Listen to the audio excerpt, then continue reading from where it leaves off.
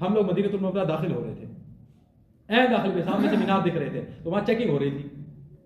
Checking ہوتے ہوئے وہاں پر چیک کرتے ہوئے ایک حاجی ہمارے ساتھ راجوری کے بیچارے بیٹھے ہوئے تھے ساتھ میں، پتہ نہیں اس کا کیا دماغ خراب ہوا، اس نے داڑھی والوں کو گالیاں دینا شروع کر.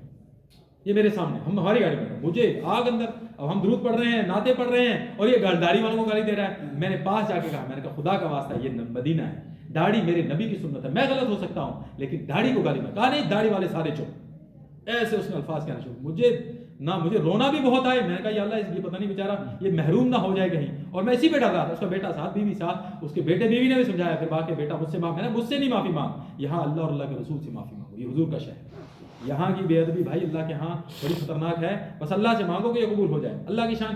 4 5 دن 6 دن 7 دن گزر گئے، وہ بندہ نہ مجھے ملے، وہ کسی دوسرے بلڈنگ میں تھا، ہم لوگ اپنی بلڈنگ میں تھے. تو اس کا بیٹا ایک دن حرم میں مجھے ملا. میں نے کہا بھائی وہ خیریت ہے خان صاحب جی کیا بتائیں. میں نے کہا کیا ہوا. ملا. میں نے کہا بھائی وہ خیریت ہے خان صاحب جی کیا بتائیں. میں نے کہا کیا ہوا. کہا جی بڑی مصیبت ہو گئی. میں نے کہا ہوا کیا. کہا جیسے بلڈنگ میں پہنچے ابا بیمار اتنا پڑ گیا کہ ابا بیڈ پہ پڑا ہے، ابھی تک مسجد نبوی میں نہیں آ سکتا.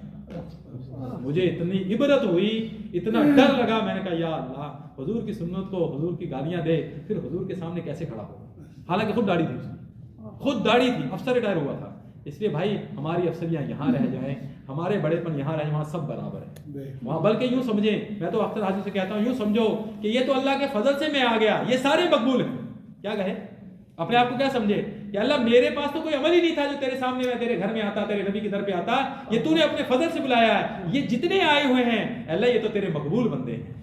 تو پھر تو سمجھے گا کہ ہاں دوسروں کا ادب احترام. ورنہ کیا میں نے پیسے دیے تو دوسرا کون سا فری میں آیا بھائی. بھائی میری گاڑی تو بھائی دوسرے کی بھی تو گاڑی. تو پھر آدمی ایسے خراب ہو جاتا ہے. اس لیے اللہ ہمیں ملک کی توفیق دے. ٹائم زیادہ ہو گیا.